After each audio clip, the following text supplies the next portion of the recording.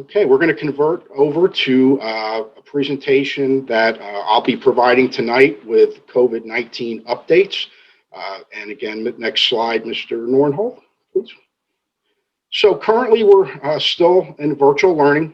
We are in 100% virtual learning model.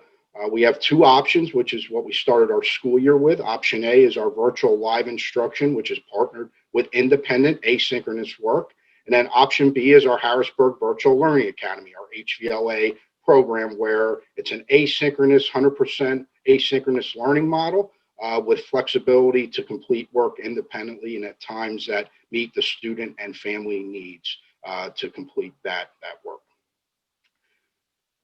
As we know, with COVID-19, we're trending in the wrong direction. And I think it's important to start with what PDE recommends from a virtual learning model. And PDE recommends that a complete virtual learning model happens when the county positivity rate is above 10% or the incident rate per 100,000 is above 100. And the next slide will show you data points that obviously are concerning with the way we're trending. So if you look at 9/11, 2020, we were at a 45.5 per 100,000 rate and 5.2% positivity rate. As a school district, we were looking to be at a 3 to 4% positivity rate to look at a hybrid learning model. You'll see at the end of September, we were at our lowest point from a positive perspective of 35 per 100,000 and a 2.8% positivity rate. That was the same time where we made the decision to re-engage in fall athletics when we hit that very low threshold. At the same time, we started our planning to bring small cohorts of students back for learning here in the Harrisburg School District, which was actually supposed to be day one, was supposed to be today, November 16th. But what occurred through October and now November, you will see we absolutely went in the wrong direction as a state, as a county, as a country. And you'll see today's numbers as of last week. We are now at close to 200 per 100,000, and our positivity rate is almost at 10%. What we're seeing is true community spread that's been happening throughout, not just Dauphin County and the city of Harrisburg, but really across the state. And because of that, we are going to be making a recommendation that we stay in a virtual 100% learning option for the foreseeable future, and I'll discuss that in a minute. Next slide, please. Let's talk about virtual programming. It has been extremely difficult for our families, for our students, for our staff to make the transition that we made to start the school year. But there are some celebration points that we need to point out tonight because of the hard work of the community and our staff and our teams at our buildings and our central administrative team. From a device perspective, April 2020, we were one device for every 5 students. Since then, the team has provided 5,942 devices across our school district. We're essentially at a point where we're almost one-to-one device to student school district, just in really 5 to 6 short months. We closed 2,417 support requests that came in and answered over 1,500 support calls since August 31st when school started. The food service team has provided 186,317 grab-and-go meals as of October 31, 2020. And we added a dinner offering after the Labor Day holiday. Student supports. Teams from across the school district have been knocking on doors to ensure students have the tools and supports they need to be successful. A recent example, our high school team, our John Harris campus, knocked on 169 doors where they met with families, they engaged with students, and the outreach was because the students weren't connecting with us on a regular basis. So we've really enhanced our access and our what I'll call our ground game here within the school district, trying to make sure students are connected with us during this very difficult time. And schools have continued to issue materials. Last week, Downey Elementary had a big distribution of materials for students and families as just, again, a recent example. Attendance. Our elementary and middle school level synchronous and asynchronous participation is around 81%. Our high school is around 78%. And when I say participation, I mean it could be that a student was on for synchronous live instruction or they did their work asynchronously on that day. Our attendance rates are averaging anywhere from the high 60s to the 90% range, depending on the day.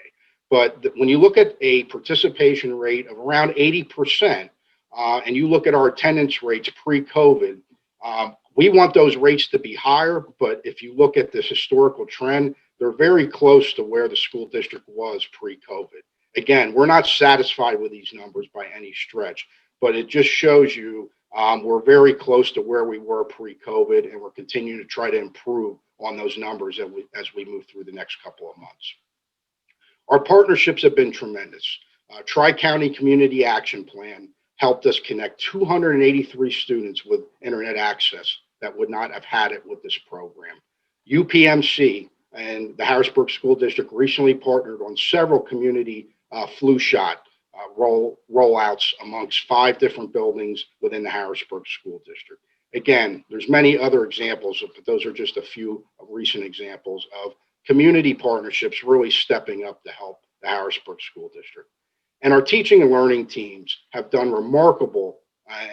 they've done a remarkable job and have made remarkable strides with instruction and family connections during this difficult period. As Ms. Brown said in the beginning with the public comment, which really resonated with me, she talked about all the key stakeholders and how we have to do this together. And as a school district, we're going to continue to try and enhance our outreach and continue to support our families during now what will be an extended time of remote learning. Our Harrisburg Virtual Learning Academy program. Currently, we have 268 students enrolled in our Harrisburg Virtual Learning Academy, and we are so appreciative of those families giving us the opportunity to educate their students through that program. In October 2020, basically 45 days into the start of the school year, we did approve 30 virtual monitor supplemental positions to help support our HVLA students K to 12. During the business meeting tonight, the administration is recommending 2 key resolutions. One is the purchase of Edgenuity site licenses for grades K to 5 and the approval of a Harrisburg Virtual Learning Academy elementary teacher job description. Why is this so important? The next point is we're working diligently to make a transition earlier than we anticipated when we started HVLA this summer. The transition is we are looking to have our school district teachers provide K to 5 instruction through our HVLA program. Initially, back at a prior board meeting, we did a memorandum of understanding which would have provided for a year of transition for this to happen based on feedback. Based on what we've seen in some other areas like charter school, we believe this needed to be accelerated. And so we're pleased tonight to have these resolutions on the board agenda that will help us accelerate the migration of our K to 5 students as we strive to bring students back to the Harrisburg School District. Coupled with that is the charter school update, which is this slide. And this is something our community needs to be aware of and understand. Charter schools drain a significant amount of funds from the Harrisburg School District. And I know charter school proponents aren't going to like to hear that, but it's the reality of the situation. This slide here shows essentially where our charter school students are up around approximately 200 students that are now in charter schools that were not in charter schools at the end of last school year. So even with our HVLA program, which again had 268 students, we still have 200 students that have moved to a charter school setting. And what this could mean for the school district for this fiscal year is an additional $2 to $3 million in unbudgeted expenses that the school district would have to cover out of its general operating budget. This slide also shows you where some of the transitions have happened. So 160 students are new enrollment to charters after the end of the school year. They're also new enrollment to the city of Harrisburg and the Harrisburg School District. So these are students we did not have last year that moved into Harrisburg between March and the start of the school year that have signed up for a charter school education. You'll see there was transfers of around 150 students to charter schools at the end of the year.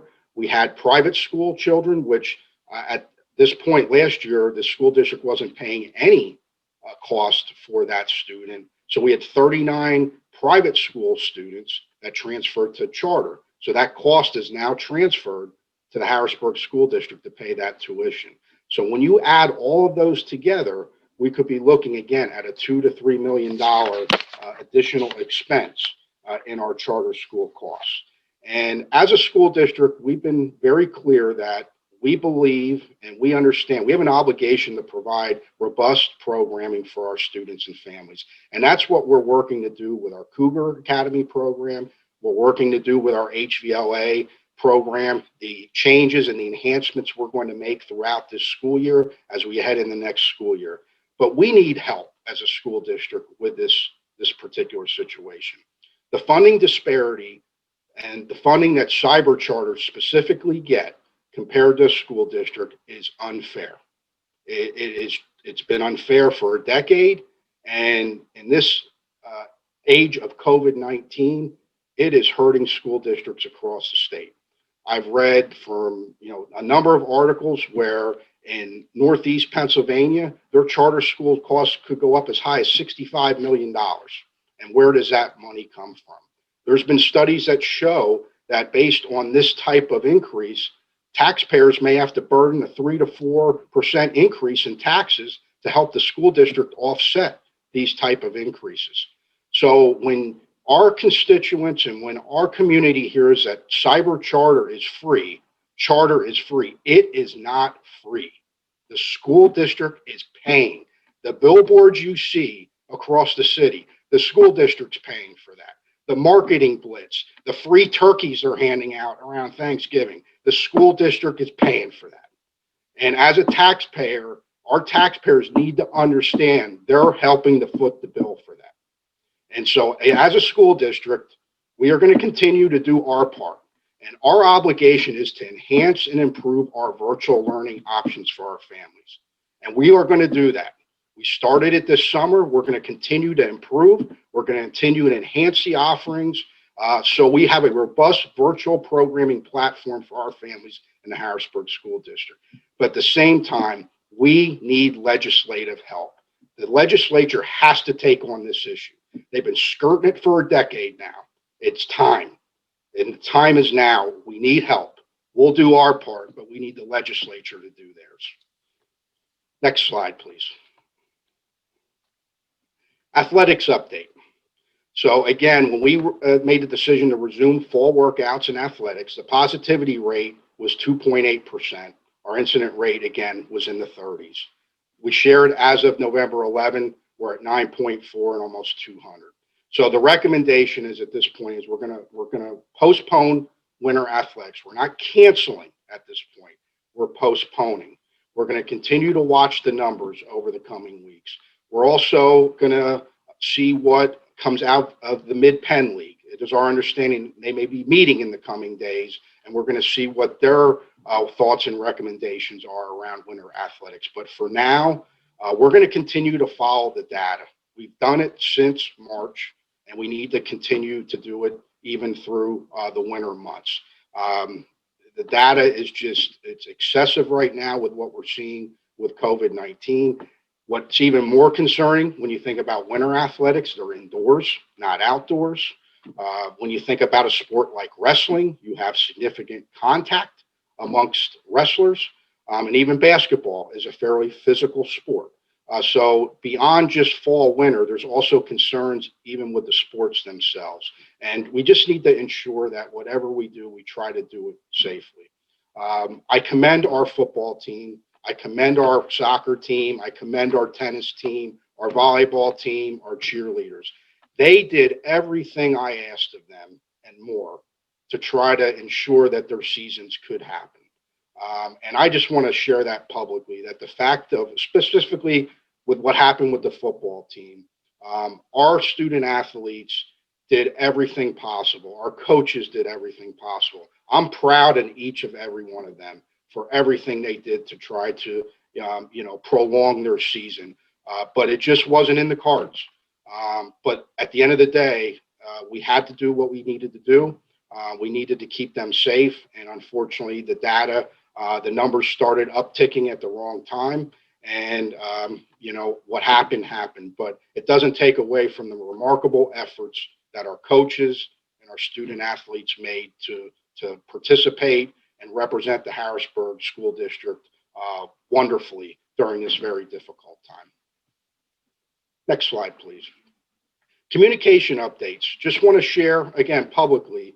We're currently working on our outreach, and we've been trying to enhance how we communicate for the last year. Facebook and Twitter, our Facebook following is very strong. We are on Twitter as well.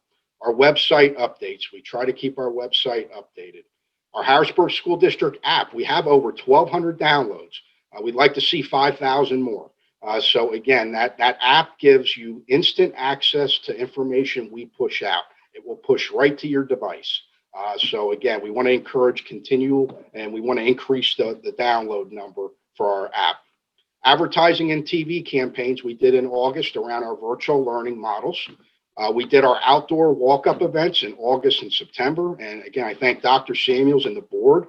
This was recommendations they made as far as trying again to support our families, and our teams did a wonderful job doing this safely during a very difficult time. And we had a lot of success in August and September with those walk-up events at our buildings.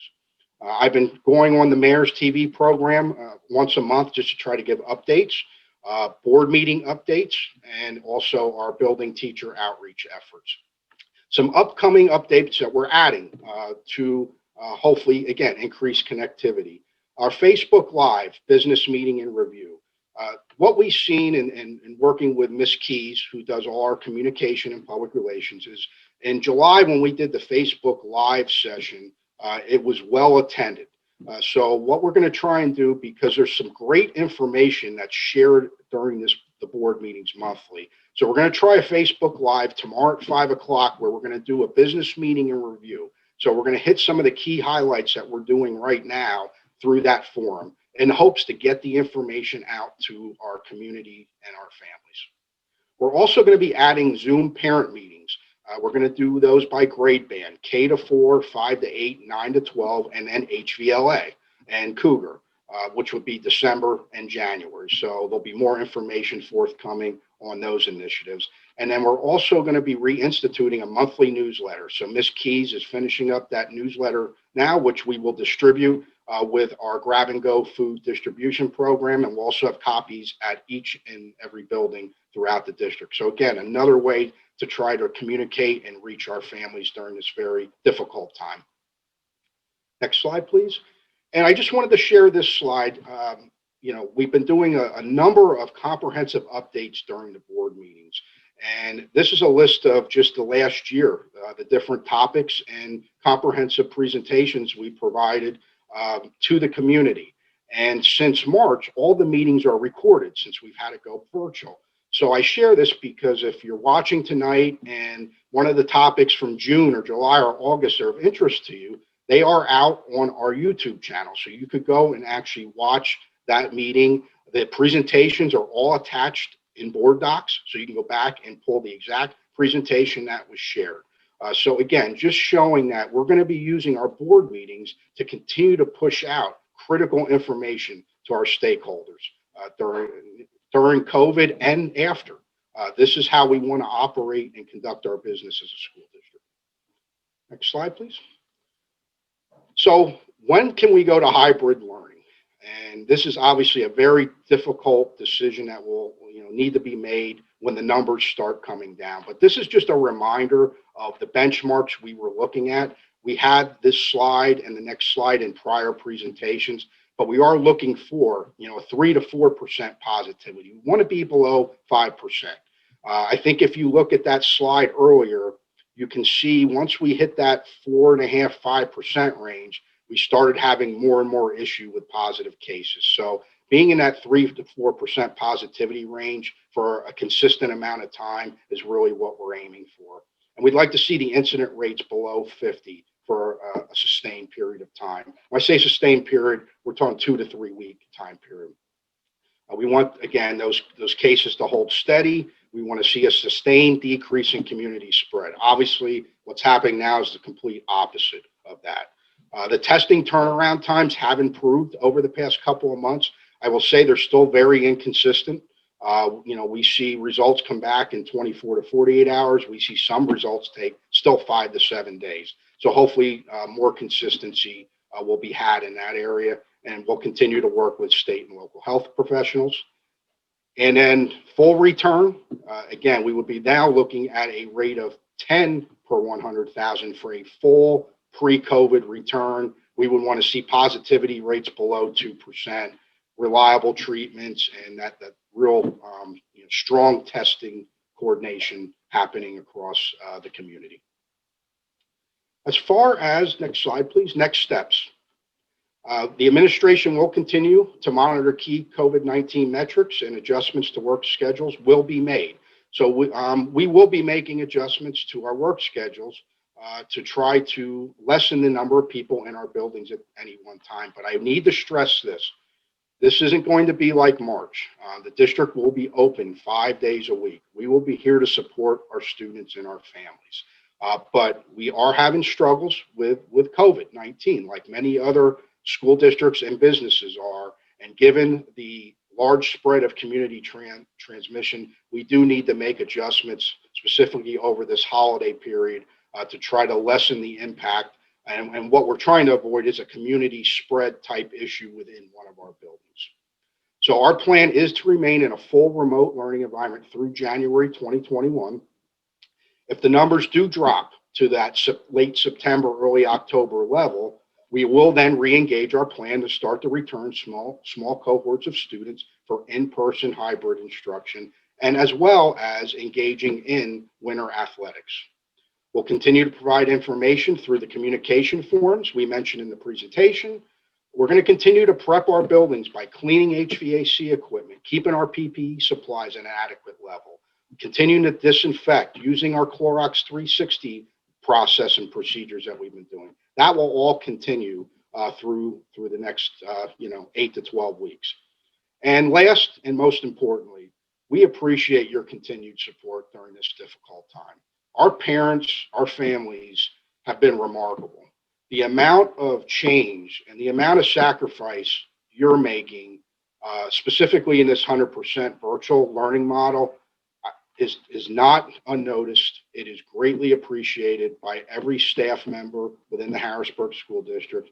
It's appreciated by myself, it's appreciated by the school board, and it's appreciated by our receiver, Dr. Samuels. We understand your role in helping support us through this very, very difficult time. And it's been difficult on us as an administration, as a school district, but it's been 100 times more difficult on you as a parent. And we appreciate everything you're doing to support.